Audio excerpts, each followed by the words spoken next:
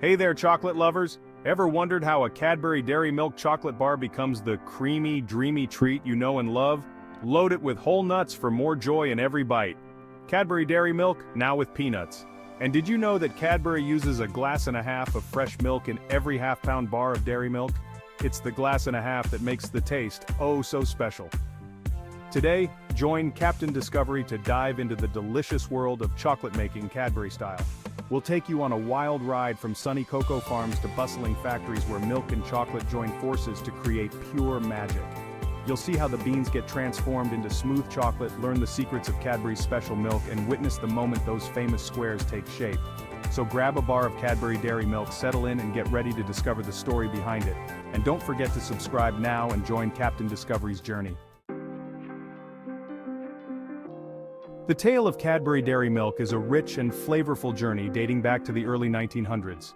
In 1905, George Cadbury Jr., a visionary in the world of chocolate and son of the company's founder, embarked on a quest to create a milk chocolate bar that would surpass all others in creaminess and quality. After years of experimentation and dedication, the first Cadbury Dairy Milk bar was unveiled, boasting a unique recipe that incorporated a higher milk content than any other chocolate bar at the time.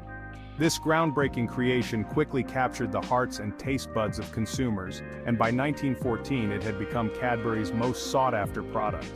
As the 20th century unfolded, Cadbury Dairy Milk continued to evolve and innovate, introducing a delightful array of new flavors and formats to cater to the ever-growing global appetite for chocolate. From the classic milk chocolate bar to fruit and nut varieties, Cadbury Dairy Milk expanded its reach and captivated chocolate enthusiasts worldwide. Before we start, here's Captain Discovery's quiz about Cadbury Dairy Milk. What color is the iconic Cadbury Dairy Milk wrapper? Comment your answer below the video. Now, the journey of Cadbury Dairy Milk begins in the lush tropical regions where cocoa trees flourish. These trees produce large pods containing precious cocoa beans, the essential ingredient for chocolate. Cadbury sources its cocoa beans from various countries within the Cocoa Belt, a region that enriches the globe approximately 20 degrees north and south of the equator, including Ghana, Nigeria, Brazil, and more. If you know other countries producing cocoa, please share your answer now. Expert buyers carefully select the finest cocoa beans, ensuring they meet Cadbury's strict quality standards. Once selected, the beans are transported to Cadbury's state. Milk preparation. Cadbury is renowned for using a glass and a half of fresh milk in every half-pound bar of dairy milk. This commitment to using high-quality milk is a key factor in the chocolate's creamy texture and delicious flavor. The milk used in Cadbury Dairy Milk is typically sourced from local dairy farms, ensuring freshness and supporting local communities. The milk is carefully processed and condensed to remove excess water, resulting in a concentrated milk powder that is later blended with the cocoa. Cocoa processing. The cocoa beans are thoroughly cleaned to ensure purity. They are then roasted to perfection, a crucial step that enhances their rich, complex flavors and aromas. The roasting time and temperature are controlled based on the bean origin and desired flavor profile. Roasting caramelizes the beans' natural sugars, creating the signature chocolatey taste and developing additional flavors and aromas like nuttiness, fruitiness, and hints of spice. By the end, the beans have transformed into fragrant, flavorful cocoa, ready for the next stage of their journey. The cocoa liquor is blended with blending and refining. Milk powder and sugar are essential ingredients for Cadbury Dairy Milk. The milk powder gives a creamy texture and milky sweetness, while the sugar adds sweetness and balances the cocoa flavors. The precise proportions of cocoa liquor, milk powder, and sugar are blended and refined using rollers to create a smooth, homogeneous paste. This process reduces the particle size of the cocoa solids, ensuring a consistent flavor and a melt-in-your-mouth chocolate. Conching. Experience the next crucial step in creating Cadbury Dairy Milk conching. This involves kneading and aerating the chocolate mixture for several hours or days. Conching is essential for developing the chocolate's smooth texture and rich flavor by evaporating moisture, intensifying flavors, and breaking down cocoa butter crystals for a silky mouthfeel. Feel these are carefully measured and blended to achieve the perfect balance of sweetness, creaminess, and chocolatey goodness. By the end of this process, the chocolate becomes a glossy, velvety mass, ready for the final stage of its journey to becoming Cadbury Dairy Milk. Tempering, molding, and wrapping bars. Tempering involves heating and cooling the chocolate to specific temperatures, ensuring stable cocoa butter crystallization for a glossy finish, satisfying snap and smooth texture. The tempered chocolate is then poured into molds, which are vibrated to remove air bubbles and ensure a perfect shape. Then, a panel of trained experts conducts taste tests to evaluate the chocolate's flavor profile, ensuring it meets Cadbury's signature taste. The filled molds are cooled to solidify the chocolate, then the bars are gently removed and passed through automated wrapping machines. Each bar is wrapped in Cadbury's signature purple foil, featuring the iconic logo and glass-and-a-half symbol. Finally, the wrapped bars are packed in boxes and shipped worldwide, ready for chocolate lovers to enjoy. Conclusion.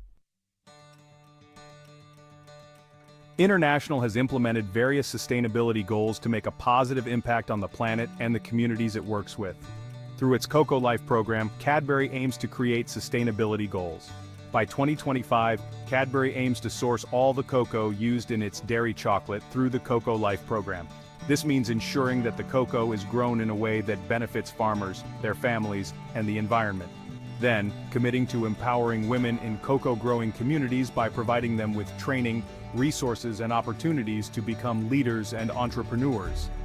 And also, working to reduce its environmental impact by promoting sustainable farming practices, protecting forests, and reducing waste and emissions. By prioritizing sustainability, Cadbury Dairy Milk aims to create a brighter future for cocoa farmers, their communities, and the planet, while continuing to deliver the delicious chocolate that consumers love. Thank you for joining us in exploring the production process of Cadbury Dairy Milk.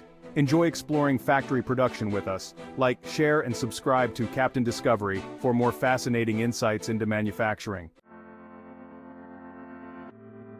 Chocolate is one of the oldest and most beloved treats in human history.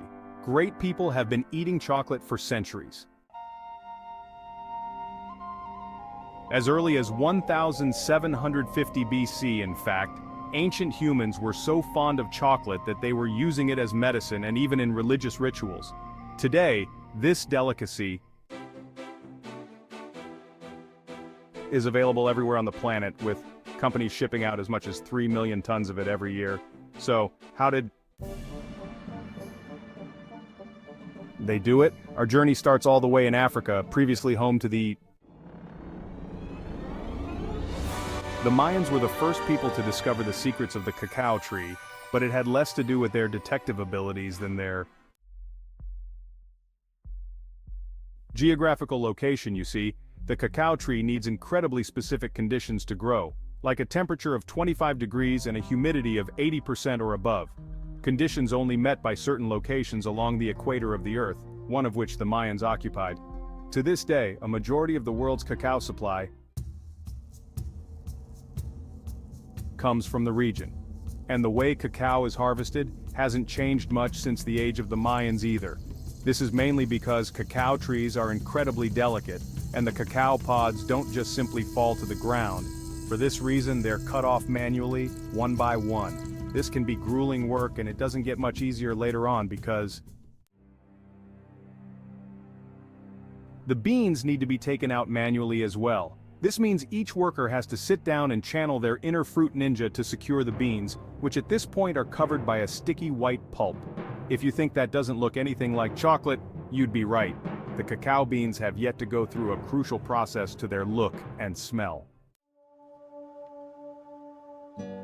Beans in the pulp are placed in special fermentation boxes covered by banana leaves, where they're kept for 3 to 9 days. This process is important because not only does it kill bacteria and get rid of the white pulp, but it also gives the beans their signature brown color and taste. The fermented beans are ready to be placed in the sun for drying. This is mainly done to remove moisture and to inhibit the growth of fungi, bacteria, or mold, but it has the added benefit of developing the flavor of the beans. Once this is done, the beans are now ready for their journey to factories across the world. After they arrive at the factory, the beans are inspected by a team of quality assurance officers. This process consists of cutting the beans to ensure they're the right color and have the required consistency. Once they're approved by the QA team, the beans are off to a specialized processing plant. At the processing plant, the beans are roasted first on screens and then in revolving cylinders, through which heated air is blown over a period of 30 minutes to 2 hours. The moisture in the beans is reduced from about 7% to about 1%. The roasting process also triggers a browning reaction in which more than 300 different chemicals present in the cacao beans interact. The beans now begin to develop the rich flavor we associate with chocolate. Now that the roasting is done, the cacao, the meat, or nib, should separate easily from the shell, which is called the husk. Industries do this in a machine called the winnower. Inside the machine, vibrating shelves separate the nibs from the husks, which are then blown away.